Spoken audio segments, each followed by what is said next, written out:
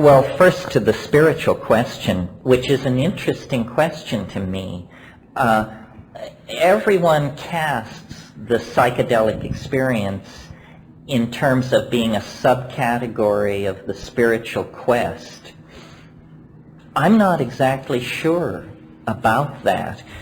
I've taken lots of psychedelics over nearly 30 years now, and I have a marriage dissolving. I have people who will tell you I'm a terrible person to negotiate a contract with. I feel myself to be a moral paragon of nothing. And I'm not sure it has anything to do with the spiritual quest. It seems to me true spirituality is a very here and now matter. One should visit the sick and imprisoned, clothe the naked, bury the dead, care for orphans, feed the hungry. That's what the spiritual life is about. It's very down to earth, straightforward. I'm very puzzled, and I put more than psychedelics in this category. What, like mantras, yantras, practices, do these things really ameliorate the suffering of the human condition? They may be good for something. The question is what? Perhaps indirectly the psychedelics synergize the spiritual life because they just show you that life is to be taken seriously and there is a great deal of it to be assimilated. But in terms of suggesting that you are a more spiritually advanced person if you take psychedelics, I don't really see any evidence for that. I do think that you cannot take psychedelics without losing a portion of your ego, because it's too hard for the egomaniac to take psychedelics.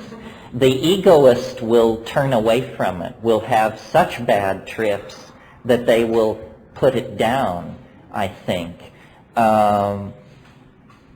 This is an interesting question, this question of like the question I ask myself. Here we are psychedelic people, presumably by some high percentage. Are we in any way morally superior to people who don't take psychedelics? Maybe we're a little bit gentler and more open-minded, but probably in any mud wrestling situation we can be just as down and dirty as the next person to some degree.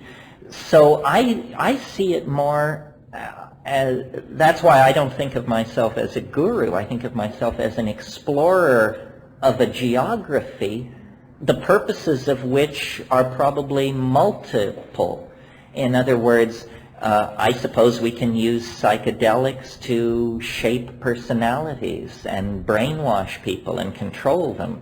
And I suppose we can use it to lead people to make peace with death, mortality, their own limitations. It seems to me it's a morally neutral dimension, and it can be used for good or ill, and maybe slightly edging toward the good, because it's very hard for egomaniacs to do anything with this stuff.